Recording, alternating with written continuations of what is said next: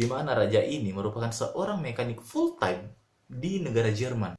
Ageng-agengku, Ishak di sini.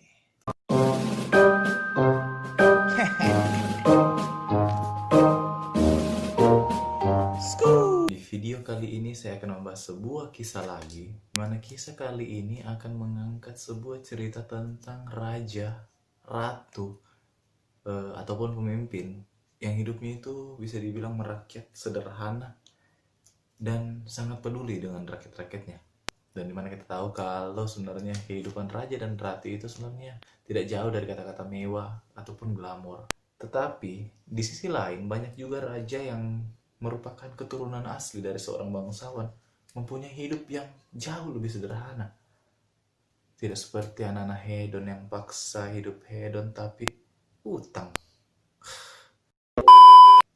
Bagaimana sih cerita pemimpin yang hidupnya sederhana ini, dan kenapa bisa para pemimpin ini ingin hidup sederhana padahal orang-orang biasa seperti kita-kita ini maunya hidup mewah? Ayo kita bahas sama-sama video kali ini, cause I'm curious. Skut.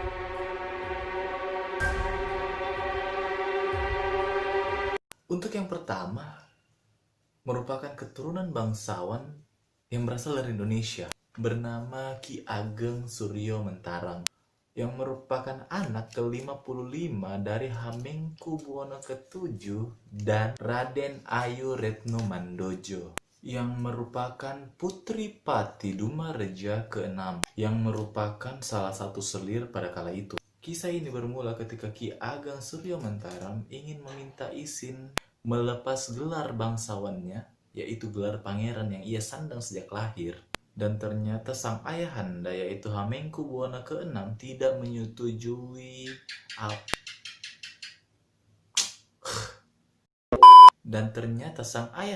yang merupakan Hamengkubuwono ke-7 tidak mengizinkan keinginan dari anaknya tersebut. Tetapi Ki Ageng ini merupakan seorang pangeran yang cukup pemberontak, di mana ia memiliki keinginan meskipun tidak diizinkan oleh Hamengkubuwono ke-7, ia tetap saja membaur menjadi kalangan masyarakat biasa. Banyak hal yang sudah dilakukan oleh Ki Ageng Suryo Mentarang ini ketika ia sedang membaur dengan rakyat-rakyat biasa. Bahkan Ki Ageng sempat menjadi seorang penggali sumur di sebuah desa kecil di sebelah barat kota Yogyakarta. Bahkan bukan cuma sebagai penggali sumur saja, Ki Ageng Suryo Mentarang ini juga pernah menjadi seorang kuli, berjualan batik, bahkan menjadi buruh tani. Keinginannya ini sebenarnya terlandasi dari dimana kehidupan yang ia alami sejak kecil, yang cukup terkekang ataupun cukup ketat aturannya di kalangan bangsawan, dimana kita tahu sampai sekarang itu Keraton Yogyakarta memiliki aturan-aturan yang sangat ketat, apalagi untuk keturunan Hamengkubuwono langsung. Maka dari itu sikap pemberontak dari Ki Ageng Suryo Mentarang ini membuat ia ingin merasakan kehidupan rakyat biasa dan membaur dan melepaskan gelar bangsawannya, yaitu sebagai seorang pangeran.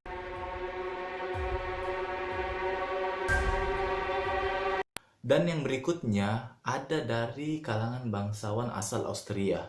Eleonor van Habsburg merupakan seorang keluarga bangsawan asal Austria yang merupakan cicit dari Raja Austria, yaitu Charles I. Sama halnya dengan Ki Ageng, Eleonor meskipun berasal dari keluarga bangsawan, tetapi kebanyakan teman Eleonor ini berasal dari kalangan biasa ataupun rakyat biasa.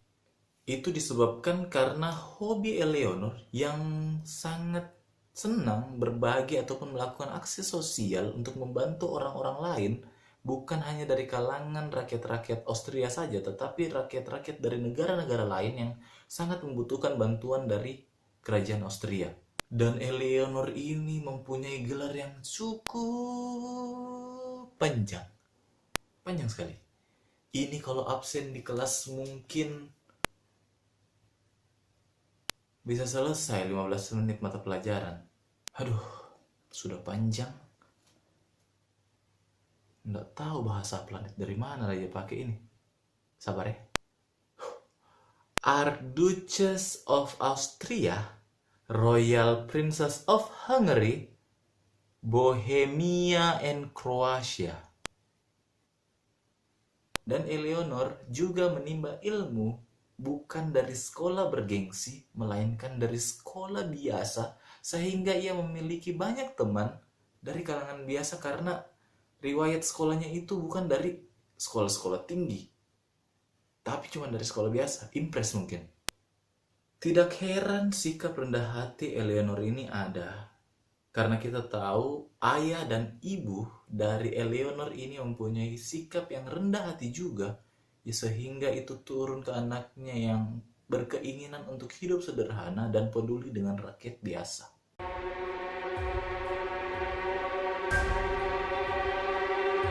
Yang berikutnya Putri Kako. Putri Kako yang merupakan anak kedua dari Pangeran Akishino dan Putri Kiko asal Jepang. Di mana Putri Kako ini sebenarnya hobi membuat kehebohan, tetapi kehebohan yang dibuatnya ini bukan kehebohan yang bisa memalukan kalangan kerajaan, melainkan sebuah kehebohan di mana dia ingin sekolah di tempat yang biasa, bukan untuk tempat seorang bangsawan seperti dia. Di mana ia membuat sebuah pemberitaan heboh pada tahun 2014 lalu, di mana kita tahu Putri Kako yang merupakan keturunan bangsawan asal Jepang ini mengikuti ospek di Universitas Kristen Internasional atau UKI di Tokyo setelah ia berhenti dari universitas sebelumnya. Kako juga merupakan adik dari Putri Mako yang dimana lebih dahulu membuat kehebohan ketika ia secara diam-diam bersekolah di Inggris. Tetapi tidak ada yang spesial yang diberikan kepada Putri Kako karena ia sendiri yang membuat keputusan untuk bersekolah di Universitas Kristen Internasional tersebut. Maka dari itu Putri Kako harus menjalani semua ospek seperti mahasiswa pada umumnya dan harus menjalani upacara penerimaan mahasiswa baru seperti mahasiswa-mahasiswa biasa.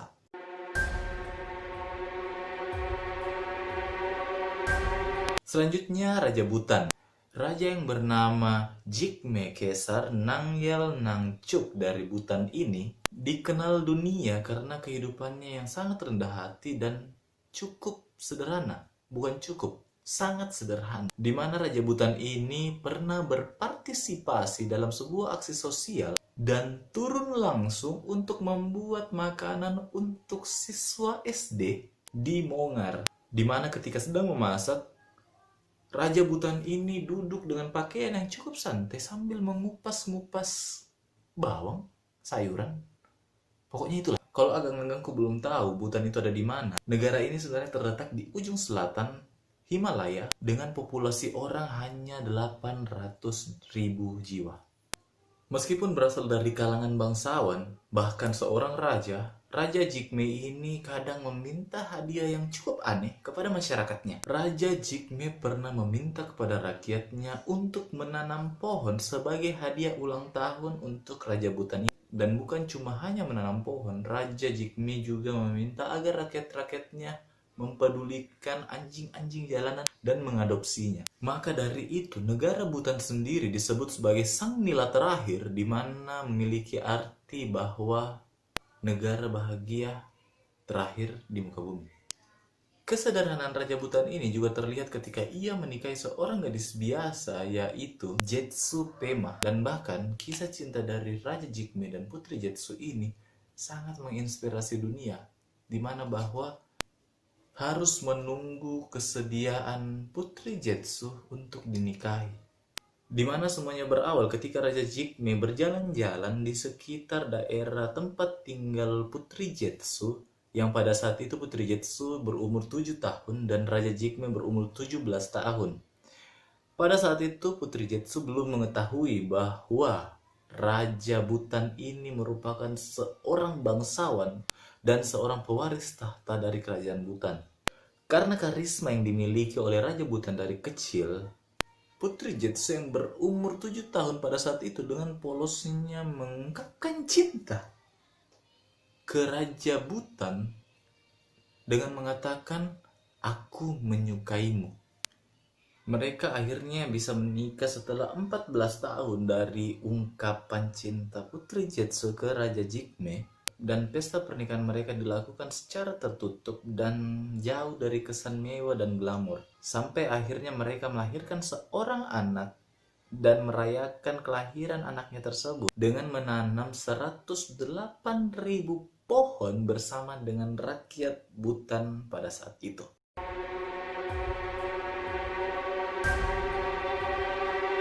Selanjutnya ada kisah raja yang sederhana dari tetangga kita, yaitu Raja Malaysia. Ready? Agung Al-Sultan Abdullah Riayatuddin Al-Mustafa Billah Shah, yang dimana Raja Malaysia ini sering kedapatan sedang mengantri di sebuah rumah makan di Malaysia. Kebiasaannya yang sering makan di tempat biasa membuat Raja Malaysia ini cukup dekat dengan rakyatnya. Dan Raja Abdullah ini sangat ramah ketika mengunjungi rumah makan untuk makan siang, di mana ia sering menyapa, bahkan berbincang-bincang secara langsung tanpa pengawalan yang ketat. Ketika hendak mengunjungi Perdana Menteri Malaysia, yaitu Mahathir Mohamad, di tengah perjalanan iring-iringan kendaraan dari Raja Malaysia ini terhenti dikarenakan ada sebuah kecelakaan yang terjadi di jalanan yang ia lalui. Bukannya menerobos atau memaksakan diri untuk bisa sampai ke tempat Perdana Menteri dengan cepat, bahkan Raja Malaysia ini dengan sigap langsung menghentikan iring-iringannya dan segera turun langsung menolong para korban kecelakaan lalu lintas itu.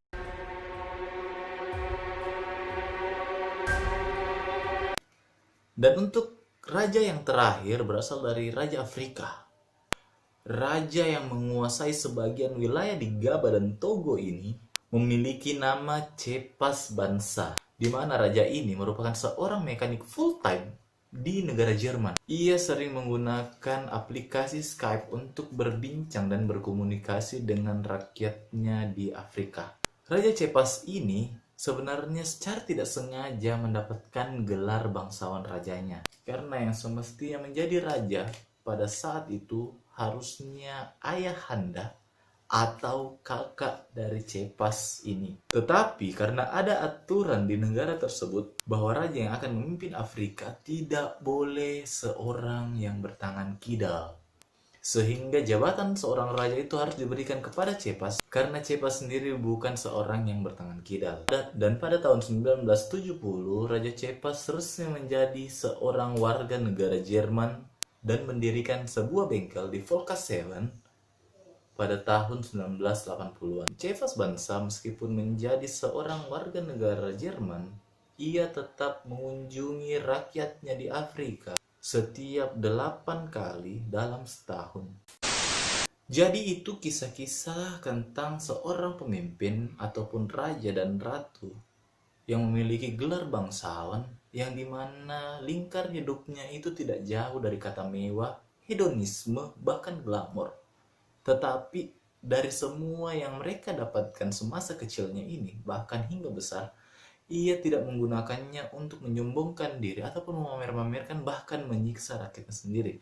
Melainkan mereka ingin hidup sederhana dan merasakan bagaimana sih hidup menjadi seorang rakyat. Tetapi untuk manusia-manusia zaman sekarang, banyak sekali orang yang memaksakan hidupnya untuk bisa terbilang hedon, kaya, mewah, tapi maksa. Jadi untuk agang-agangku yang suka dengan video dan kisah tentang raja yang hidup sederhana ini, silakan like dan share video ini agar bisa dinikmati oleh orang lain.